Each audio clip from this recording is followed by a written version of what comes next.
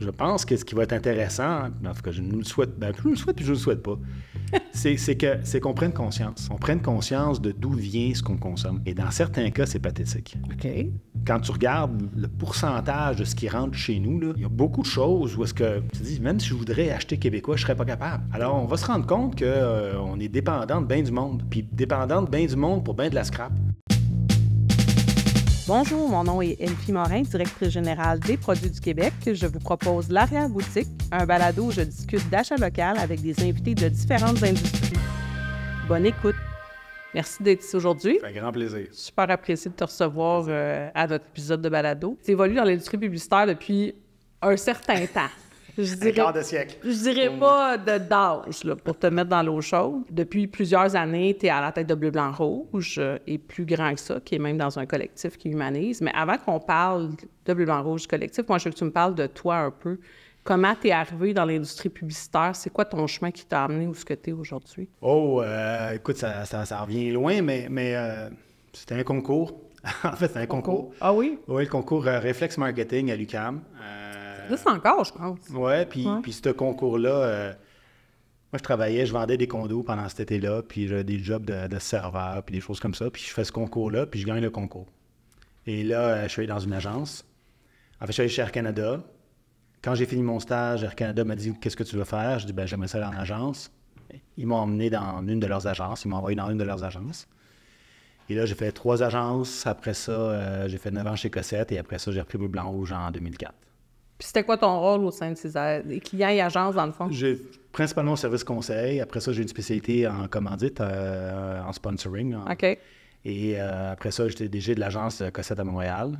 Et après ça, j'ai repris la boîte de Bleu, Blanc, Rouge comme président. OK, fait qu'un poste de DG chez Cossette. Okay. Oui, puis j'ai toujours été une personne de service conseil. Fait que là, t'es chez Bleu, Blanc, Rouge depuis 2004.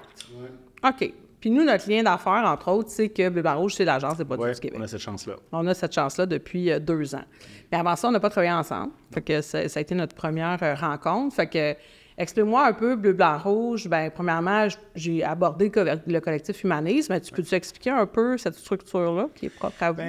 Bien, Bleu, Blanc, Rouge, évidemment, c'est une des dernières agences indépendantes au Québec. Une agence qui a été créée en 1987. Que j'ai repris en 2004, mais qui a grandi après, qui s'est développé. Au fil du temps, on se rendait compte qu'on devait se diversifier, qu'on devait vivre avec les cycles des industries, les cycles des secteurs, les popularités des services. Et donc, la diversification était une stratégie qui nous apparaissait nécessaire dans un marché comme le nôtre. Et donc, on a rajouté d'autres compétences, d'autres spécialités, mais on les a rajoutées... Au début, on les a rajoutées dans Bleu, Blanc, Rouge. On a fait le Bleu, Blanc, Rouge Design, Bleu, Blanc, Rouge Pharma. OK. Puis ça a marché pendant un petit bout de temps, mais... Bleu, Blanc, Rouge Pharma, fait que c'est pour des clients Pharma, finalement? Oui, on faisait du RX, on faisait de la... Vous vendiez pas les pilules. On vendait des pilules, on faisait de la production de pilules. Mais les bonnes pilules, les pilules qui soignent les gens. Donc, après cette époque-là, on est plutôt reparti dans un autre mode où est-ce qu'on a assemblé des expertises avec des boîtes spécialisées. Okay. Et donc, on a créé ce collectif-là en ajoutant des boîtes spécialisées. À l'époque, U92, l'Institut ID. Après ça, on a rajouté, on a créé Glassroom, qui est notre boîte média. Après ça, on a acheté GSM. Après ça, on a acheté Brandebourg. On vient de faire une association avec The Garden à Toronto. Donc, on a assemblé des boîtes spécialisées dans des domaines connexes, dans le domaine de la communication marketing ou de la consultation. Et ce collectif-là est centralisé au niveau du back-office, donc tout ce qui est IT, HR, facturation, tout ça. Alors, tout ça est centralisé. Et l'idée, c'est de permettre à ces entrepreneurs ou des entrepreneurs d'aller plus vite, plus loin. Et donc, l'union fait la force, quoi. C'est un peu le concept qui est en arrière de ce collectif-là, qui s'appelle Humanise. Puis c'est quoi, là, tu en as nommé plusieurs, 8 spécialités différentes, 8 entreprises, à peu près 250 personnes, Montréal, Toronto, et on a un bureau à Singapour. Oh! Ouais, OK. Mais je l'attendais pas, celle-là. Tu vas-tu des fois à Singapour? Je suis allé, c'est assez spécial. C'est très long. Oui, plusieurs heures d'avion pour te rendre à Singapour. OK. Tu as parlé d'agence indépendante. Qu'est-ce que ça veut dire, agence indépendante? Des agences indépendantes, c'est des agences qui appartiennent à ceux qui les opèrent. Et c'est des agences qui ne sont pas membres d'un grand réseau, qui n'appartiennent pas à un réseau mondial. Et donc, on est une des dernières agences de ce style-là au Québec, étant donné que le marché s'est globalisé. Et évidemment, au fil du fil de temps, il y a beaucoup d'agences indépendantes qui ont été vendues à des grands réseaux et qui, après ça, disparaissent de la planète Terre. Donc on est très fiers d'être resté maître un peu de notre destinée et de ce qu'on essaie de faire. C'est quoi les défis d'être une agence indépendante? Eh mon Dieu, c'est beaucoup. C'est beaucoup parce que c'est un domaine qui est extrêmement concurrentiel. C'est un domaine où la globalisation a amené une uniformisation des processus. Il y a beaucoup d'évolutions technologiques, donc ça prend une certaine masse critique. Alors, premièrement, c'est d'avoir la taille pour suivre le marché. La deuxième, c'est d'avoir les moyens pour suivre le marché.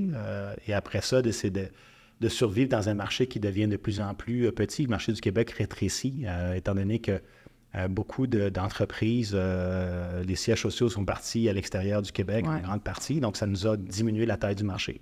Et donc, les grandes décisions de marketing, il y en a beaucoup moins qui se prennent au Québec en comparaison avec le passé. Alors, des boîtes indépendantes comme les nôtres, bien, c'est justement de rester fort, puissant, utile, pertinent et suivre la parade et peut-être même en avant de la curve.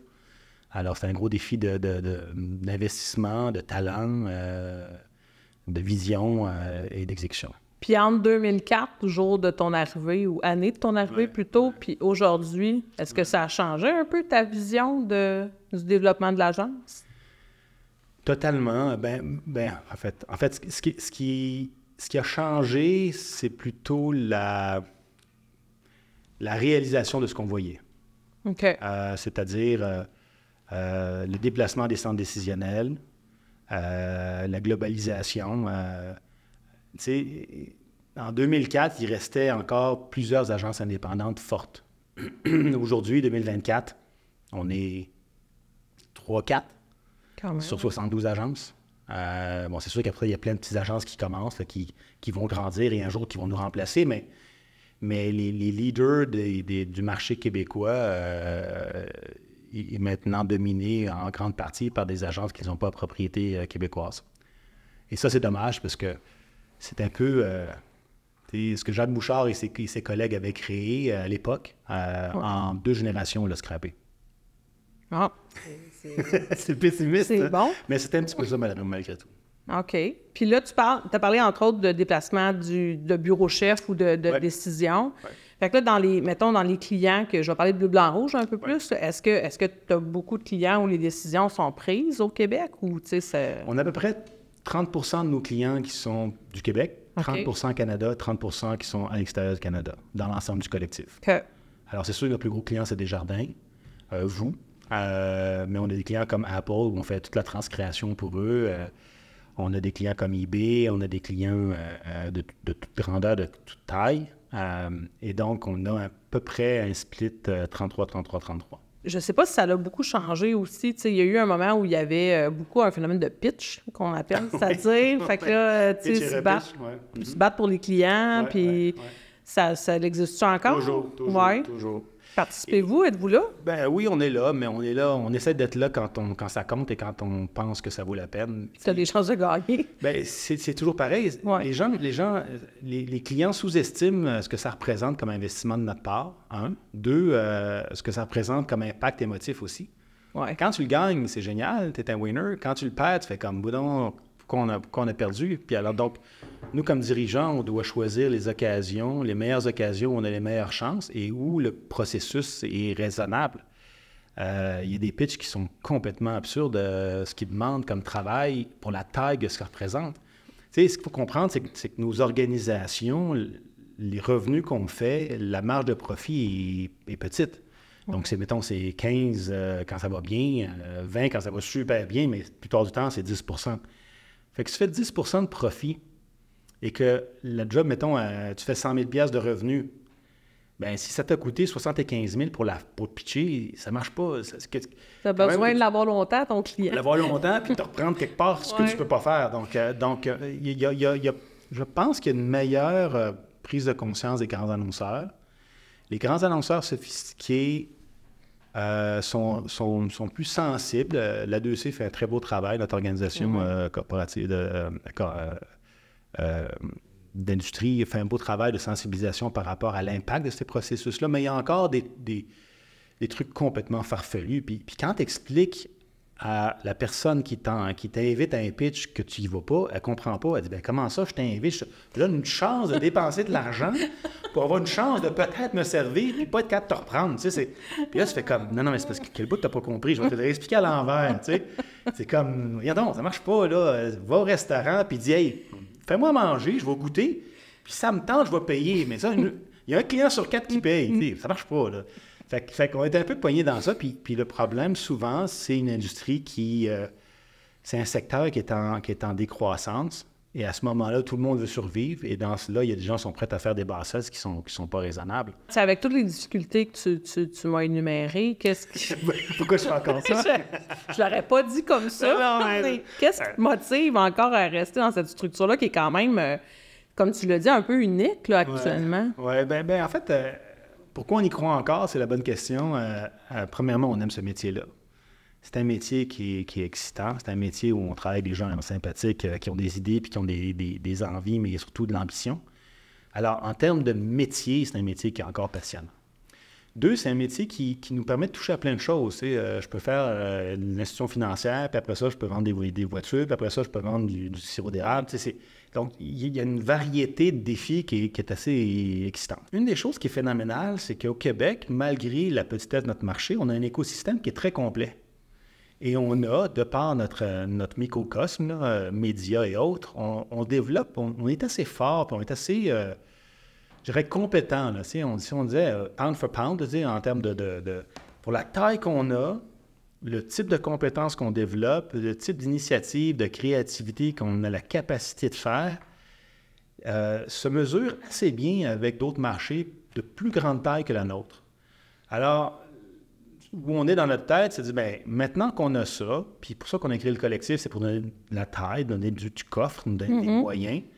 On est rendu maintenant avec 2-3 offres de services qui ont le potentiel de partir à l'international. Alors, GSM l'est déjà. GSM développe des contenus immersifs. OK. Donc, par exemple, à Singapour, justement, ils sont en train de refaire le plus gros zoo de Singapour. Ils ont fait l'observatoire de la Burj Khalifa aux Émirats arabes, qui ont fait l'observatoire de la place du Mari. Ça, c'est le genre de trucs qu'ils font. Ils font des contenus pour des musées de la carrière et autres. Ces gens-là, le talent qu'il y a à Montréal, que ce soit au niveau de la technologie, au niveau de la mise en scène, de la scénarisation, de la créativité, est de calibre mondial. On a gagné dernièrement la Maison de la France pour l'exposition universelle à Osaka, de Montréal, avec des partenaires. Félicitations. Merci. Il faut leur dire. Mais c'est juste pour démontrer qu'on a cette capacité à intervenir à l'extérieur de notre marché local. Même chose pour Glassroom, notre boîte de médias, a développé une méthodologie et une façon de travailler qui est groundbreaking et qui a beaucoup, beaucoup de traction dans le marché. Alors, on regarde maintenant comment est-ce qu'on les amène aux États-Unis. Alors, on croit qu'on a la capacité aujourd'hui de penser à devenir des Vikings, des petits Vikings, des gentils Vikings, mais de faire à d'autres, dans d'autres marchés, ce que d'autres nous font dans ce marché-ci. Donc, on doit l'offensive est la meilleure défensive dans ce cas-là. Et donc, on pense qu'on a encore la capacité de faire ce saut-là. Et c'est ce qu'on essaie de faire. Tu sais, souvent, j'ai entendu au micro ici qu'on est souvent fiers de l'innovation, de la créativité au Québec. Et en même temps, ben, quand c'est le temps de, par exemple, mettre un logo sur un produit qu'on exporte, on est prudent. Ouais. Parce qu'on se dit, hein, tout d'un coup, comment tu vois ça, l'espèce de marque Québec, qui n'est pas un logo sur ton équipe, mais c'est quand même ta différenciation? C'est très drôle. En fait, il y a deux réponses à cette question. C'est une bonne question, ça. La première, c'est qu'il y a des catégories où on est reconnu. Donc, dans le domaine de la créativité montréalaise, québécoise, est reconnue mondialement, dans les pays développés. Et donc, quand tu arrives là-bas et que tu dis, je viens de Montréal, OK, I know Montreal, it's a pretty cool city, puis là, il commence à se faire des liens, Cirque du Soleil, Céline Dion, puis là, La deuxième chose qui est intéressante quand tu regardes, par exemple, le marché américain, il ne se pose pas nécessairement la question d'où tu viens. Fait que là, c'est weird parce que d'un côté, ils ne te posent pas la question, puis d'autres, quand ils te la posent, là, ils font les liens. Mais c'est pas nécessairement une question que les gens se posent quand tu vas à l'international. OK. Alors, Et donc, la dernière chose, c'est que est-ce que ça vaut la peine de dire « We're from Montreal » ? Bien, dans certains cas, oui. Dans d'autres, non. Mais quand on le dit, c'est rarement négatif. On a dans notre industrie, dans notre secteur, dans le domaine de la créativité au sens large, une réputation assez enviable comme endroit de bon calibre et de bonnes compétences. Fait que tu vas utiliser Montréal pour parler du Québec. Tu vas utiliser la ville. Bien, Montréal, je dirais Montréal, le Québec. Okay. Mais c'est parce que le Canada, pour eux, c'est encore plus flou. Mais quand tu parles des grands joyaux d'entreprises culturelles, créatives qui sont sortis d'ici, viennent en grande partie de Montréal. Et donc, oui, c'est définitivement ce lieu-là qui est le nom magique qui fait connecter sur notre avantage concurrentiel, sur notre réputation de développement. OK. Puis perceptuellement, j'ai envie de t'entendre là-dessus parce que moi c'était une question que j'avais de me dire, bien justement, pourquoi on est si craintif de se dire, bien, prenons l'hypothèse suivante, un logo de provenance québécoise est une valeur ajoutée sur un produit pour la vente au Québec. Mais beaucoup d'entreprises qui exportent sont frileux un peu de laisser ce logo-là sur l'emballage parce que ce produit-là sort du Québec. C'est quoi ta perception par rapport à la façon dont un logo québécois peut être reçu à l'extérieur du Québec? Ça dépend toujours du marché cible qu'ils visent, puis ça dépend toujours de la catégorie dans laquelle ils sont. Dans certains cas, si la clientèle que tu as hors Québec met aucune valeur à la provenance québécoise, je peux comprendre qu'ils ne prennent pas de l'espace, qui est un espace important, pour mettre ce logo-là. Donc la question est toujours à qui c'est adressé et en quoi ce logo-là valorise quelque chose pour la marque ou le produit. Est-ce qu'ils n'en ont pas envie ou est-ce qu'ils sont gênés de le faire? Je pense pas que c'est de la gêne, c'est plus genre, est-ce que c'est utile à l'extérieur du Québec de dire que c'est de provenance québécoise? Dans certains cas, oui. Mais il y a une perception que ça va nuire aux ventes, je te dirais. Il y a une perception que si je garde un fabriqué ou un produit du Québec, peu importe, ben en Alberta ou au Massachusetts, là, ben le produit va moins performer. Moi, je l'entends, ça. Bien, c'est sûr qu'il y a des provinces où les Québécois ne sont pas leurs meilleurs amis, là, pour des raisons politiques évidentes, historiques. Alors, c'est certain que dans ce cas-là, c'est sûr que c'est pas quelque chose que tu dois mettre en valeur. Mais si je te prends, par exemple, le commerce de l'eau, bien, de l'eau qui vient du Québec, elle a une perception d'être plus pure que si elle vient du sud de la Floride. Là, donc, je pense que ça dépend des catégories. C'est certain qu'il y a des exceptions et il y a des historiques ou des histoires politiques historiques qui sont in play, là, donc qui font partie de la réflexion que les entrepreneurs ou les entreprises doivent prendre. Mais dans la majorité des cas, quand le produit ou la perspective ou l'origine du Québec valorise la qualité du produit, je pense qu'il n'y a personne qui va gêner de le mettre, au contraire. Pour ton info, nous, on a testé le logo produit du Québec. Ouais. On l'a testé contre un logo Canada. Ben pas contre, mais vis-à-vis. Puis on a testé en français, en anglais, puis la réceptivité dans un marché américain, puis dans un... C'est quoi, c'était 3-4 questions. Là. Puis notre objectif, c'était un peu de démontrer que l'impact est positif ou neutre. Ouais. C'était principalement ce qui est ressorti, c'est que quand tu regardes les deux ensemble, le positif et neutre, bien, le logo canadien et le logo québécois sont assez nez à nez, en fait. Oui. Pour les Américains, je suis pas mal certain. Canada aussi? Oui. Bien, le logo canadien ressort un peu mieux au niveau positif, mais neutre, quand tu vois les deux ensemble... Oui, mais si on est en Alberta comme tel, tu as reçu des mêmes chiffres pour ça? Sûrement, mais je vais les sortir. Par cœur, je m'en souviens plus, là. Il y a quand même des provinces qui... Oui. Toute l'histoire du pétrole, des pipelines et tout ça, c'est des provinces quand même où il y a quand même une opinion assez contradictoire des prises de position qu'on a eues. Mais je pense que dans l'ensemble, le Québec et le Canada sont bien vus dans le monde. Ouais. Je vais revenir sur un point que j'ai lu parce que tu as quand même, dans ta jeune carrière, oui, tu as quand même été cité dans quelques articles où c'était cité que tu étais un patron pas comme les autres, que tu mettais vraiment de l'humain derrière un peu ta stratégie ou ta préoccupation. Ou, est-ce que tu penses encore la même chose 10 ans plus tard? Par-dessus tout, ce qu'on aime, ou ce que j'aime, c'est les gens qui sont curieux, les gens qui veulent plus que les autres. Mais tu sais, le fameux concept de pénurie de main-d'œuvre, ouais. Je l'entends beaucoup d'un point de vue manufacturier, détaillant et tout ça. D'un point de vue marketing, où on veut chercher des talents, on va aller chercher des gens, tu parlais de création aussi. Comment qu'on fait pour se positionner dans un terrain qui doit être aussi compétitif, je suppose? Oui, le problème, le problème de la pénurie de talent, c'est surtout l'absence d'école. Tu sais, aujourd'hui, on n'a plus le temps de former les gens.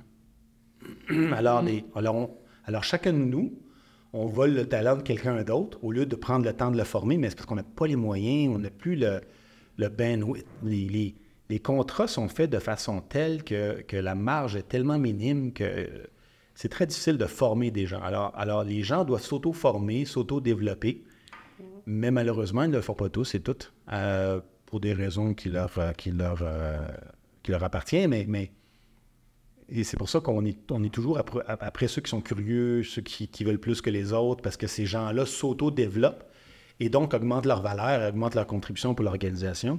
Donc, il n'y a pas c'est pas qu'il n'y a pas de talent, c'est pas que le talent n'est pas là, c'est que le talent n'est pas développé, ce qui est pire.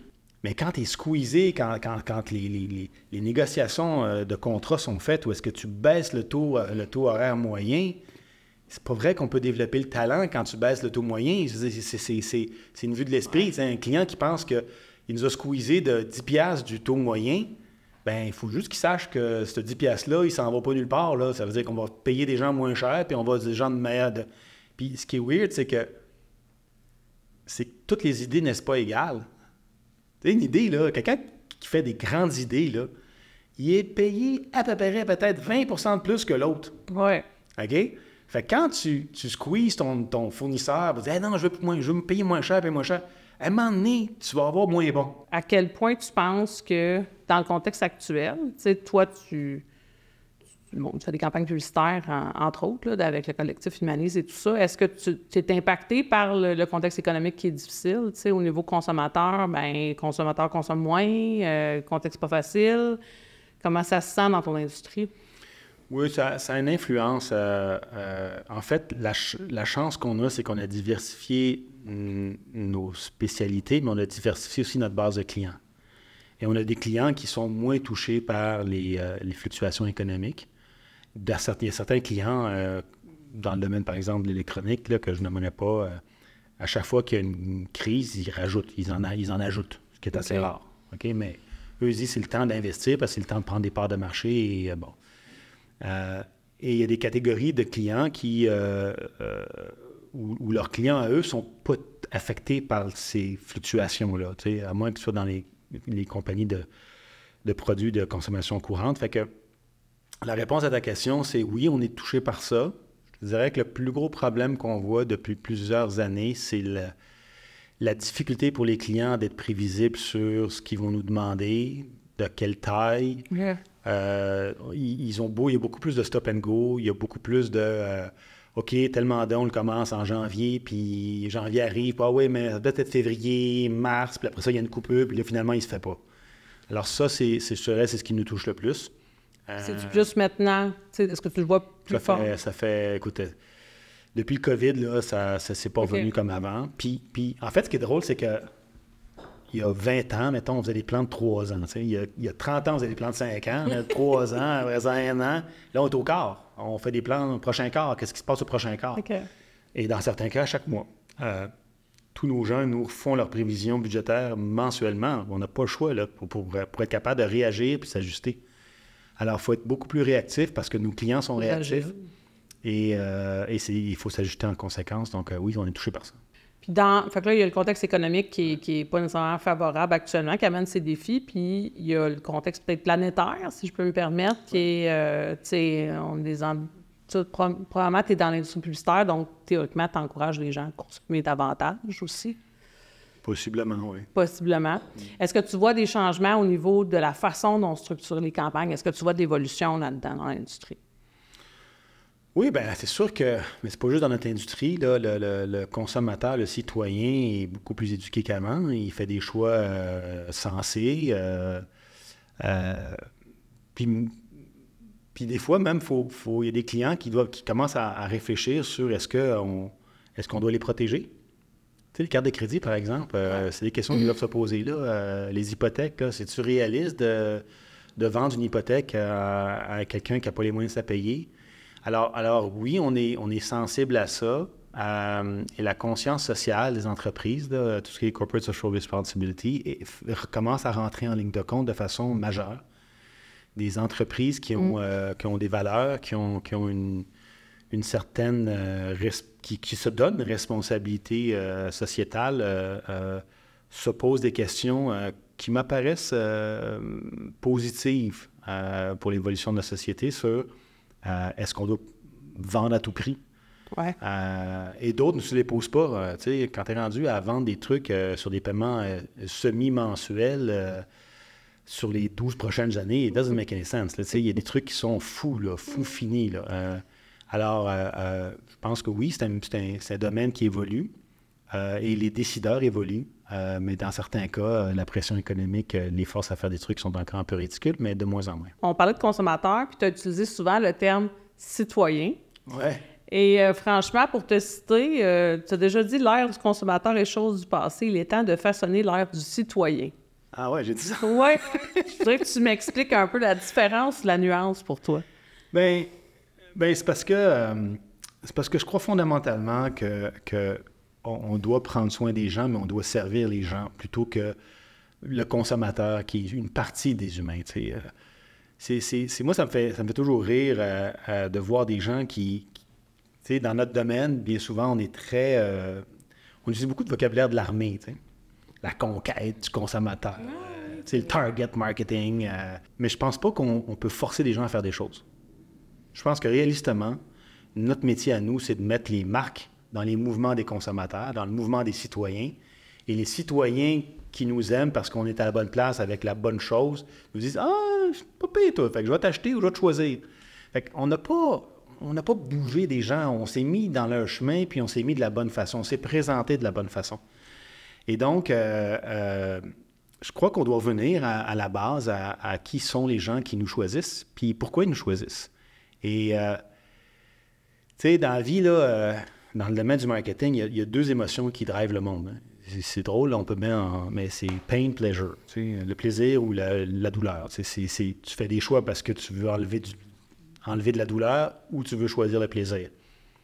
Puis après ça, il y a des gradations entre ça, mais on se rend compte que les citoyens, les humains, c'est des boules d'émotions. Puis ces boules d'émotions-là, quand on leur parle simplement avec des bénéfices techniques, bien, on manque un bout de la conversation. Tu sais, puis... le désir, le choix vient d'une envie.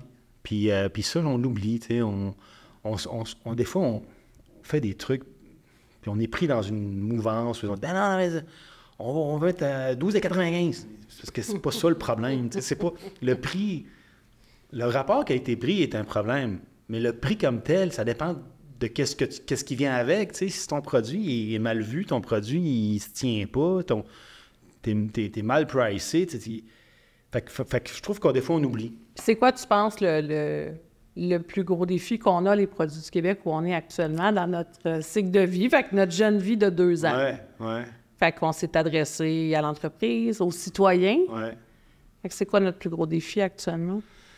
Bien, le plus gros défi, écoute, je pense que vous êtes un projet qui était nécessaire. Dans tout ce qui est non alimentaire, je pense que justement les citoyens devaient avoir une codification qui leur permet de comprendre d'où vient ce produit-là. Mm-hmm. Et juste là-dessus, c'était louable. Le deuxième truc, c'est que vous créez une norme, une nouvelle norme, un nouveau vocabulaire, une nouvelle classification. Et ça, malheureusement, ça va prendre du temps avant que ça soit enraciné, reconnu, apprécié et même promu par les marques ou les choses. Ça prend du temps à s'installer, ces trucs-là. C'est très long. La troisième chose, c'est que je pense que ce qui va être intéressant, en tout cas, je nous le souhaite, plus je le souhaite, plus je ne le souhaite pas, c'est qu'on prenne conscience. On prenne conscience de d'où vient ce qu'on consomme. Mm-hmm. Et dans certains cas, c'est pathétique. OK. Quand tu regardes le pourcentage de ce qui rentre chez nous, là, quand tu prends ton panier d'épicerie, quand tu prends ce que tu commandes sur Internet, quand tu regardes en arrière de l'étiquette, quand tu regardes, écoute, il y a beaucoup de choses où est-ce que tu te dis, même si je voudrais acheter québécois, je ne serais pas capable. Alors, on va se rendre compte qu'on est dépendant de bien du monde, puis dépendant de bien du monde pour bien de la scrap. C'est assez pathétique quand tu as un esprit critique par rapport à ça. Et c'est pour ça que tous les mouvements d'achat local sont bénéfiques, parce que c'est des gens qui ont pris conscience de quelque chose qui est fondamental pour notre société. Alors, je pense que vous rentrez dans ce mouvement-là, puis vous devez continuer, vous devez même être encore plus, prendre plus la parole, puis puis créer le mouvement. Là, vous avez créé le symbole. Là, maintenant, qu'est-ce que ce symbole-là veut dire et en quoi c'est important pour nos gens, pour que tout le monde réalise que, OK, ça, c'est un produit qui a été conçu au Québec. OK, là, il était conçu puis fabriqué. Là, dans c'est un produit full Québec. Dans le non-alimentaire, l'alimentation, bon, tu as des variables de distance qui augmentent la fraîcheur, des trucs comme ça, mais dans les produits manufacturés, bien souvent, tu t'en rends pas compte que ça prend, qui passe, je sais pas moi, 2 semaines dans un container, ça change rien là, dans la vie. Là. Ceci étant dit, je pense que ça fait réfléchir sur qu'est-ce qu'on consomme, d'où ça vient, comment c'est fait, pourquoi on a besoin. Fait que je pense qu'il y a quelque chose qui est en train d'évoluer dans ça. Et vous êtes dans une mouvance pour les prochaines générations. Les prochaines générations naissent maintenant avec cet esprit critique-là. Donc ces jeunes-là, aujourd'hui, qui commencent à être des consommateurs, qui commencent à être des décideurs, vont, à mon avis, pousser ce que vous avez créé. Et dans certains cas, ben, ça va être un faire-valoir intéressant. Dans d'autres, ça va être useless, mais ça va dépendre des cas. Mais je pense que vous avez fait une job de bras, puis t'en es la chef. Quand tu as parti ce truc-là, c'était ambitieux, très ambitieux. Et je pense que le chemin que vous avez fait en si peu de temps est honorable. Mais c'est pas un sprint, là. C'est un marathon. C'est un Ironman. Bien, Sébastien, c'est un plaisir de discuter avec toi aujourd'hui. Je t'offre la possibilité de me poser une question. Oh. Celle que tu veux. Bien, une des questions que j'ai pour toi, c'est pourquoi la communication est importante pour ce que tu as fait comme mission, ce que tu as parti. En quoi la communication a fait une différence pour le projet que tu as mené? Bien, en fait, nous, on est arrivés dans un territoire qui était vide, mais pas vide, là, dans le sens que il n'y avait pas nécessairement de point de repère crédible en termes de marque de certification non alimentaire, mais il y en a beaucoup des logos avec des fleurs de lysée, tu sais. Et là, on arrivait, on voulait prendre le territoire avec un certain positionnement, de dire, bien, nous, on est une famille de marques de certification, on a des définitions claires, puis on a un processus de vérification. Fait que, tu sais, juste de positionner ça, comme tu l'as dit, c'est pas simple, là. Fait que, tu sais, nous, le défi, on se dit, bien, il y a des choses qu'on a relevées parce que, bon, la notoriété déclarée, elle augmente. Les gens nous voient, les gens apprécient les campagnes qu'on fait pour les informer, ils apprécient tout ça, mais on est quand même conscient que derrière ça, il reste de la confusion derrière nos logos. Ils ont quand même des airs de famille avec d'autres logos. Fait qu'il reste le défi de dire comment qu'on se différencie avec cette valeur-là, de dire, tu sais, il y a une crédibilité derrière ce produit-là, il est vérifié. Là. Fait que c'est vrai qu'il est québécois. Puis après ça, bien, pourquoi ça devient un achat intéressant? Parce qu'il y a un impact aussi sur le Québec quand tu fais ce choix-là. Fait qu'il y a un impact économique, il y a un impact environnemental. Fait que d'arriver à créer tous ces chemins-là dans différents canaux, parce que tu ne peux pas tout faire ça à tablette, là. Tu sais, comme tu le dis, c'est un marathon, là, c'est un Ironman. Fait que, tu sais, je pense qu'on progresse bien là-dedans, mais, tu sais, il reste du travail. Là. Donc, tu vas rajouter de la profondeur en arrière. Exact. Fait que je dirais que le défi est là, continue de l'être, parce que tu veux justement, tu as plusieurs, juste de positionner un logo simplement, tu sais, il y a d'autres choses à mettre derrière, il y a de la viande à mettre autour de l'os, là, entre guillemets. Fait que ça serait ma réponse. Ça me fera plaisir de t'aider là-dedans. Je prends note. Signé Local est fier d'offrir un cadeau à tous les invités du balado L'Arrière-Boutique. Signé Local propose une impressionnante sélection de plus de 3000 différents produits conçus et fabriqués au Québec par plus de 200 producteurs locaux. Visitez le signélocal.com. Et moi, pour te remercier d'être venu, j'ai un petit cadeau pour toi. Arrête. Ouais, je te le jure. C'est fait au Québec, j'espère. C'est fait au Québec et c'est vendu dans des boutiques québécoises qui sont signées locales, qui ont 4 points de vente. Ils vendent des produits qui sont conçus et fabriqués au Québec. Et je t'en offre un qui est bien sûr un produit qui a été vérifié par les produits du Québec, qui est un... Je vais te laisser l'ouvrir, hein? Je ne vais pas le faire pour toi. Qui est un T-shirt de Poche et Fils que tu connais peut-être. Ben oui. Fait que Non, ça, c'est un beau cas de succès. Oui, c'est un super beau cas de succès. Puis Poche et Fils, c'est une entreprise, entre autres, qui a fait des changements dans sa chaîne d'approvisionnement pour s'approvisionner dans des chandails qui sont québécois. Fait que c'est vraiment... On est bien content qu'il soit parmi nous. Fait que c'est une belle histoire, ça. Puis ça, il fallait y penser quand même, hein? Oui. C'est rajouter juste une poche sur des t-shirts, là, puis en faire une business, là. Oui, puis il y a plein de motifs, plein de... Tu sais, je veux dire, nous, on a nos t-shirts produits du Québec, personnalisés selon notre entreprise. Fait que ça me fait plaisir que tu sois venu. Merci encore. Ça fait grand plaisir.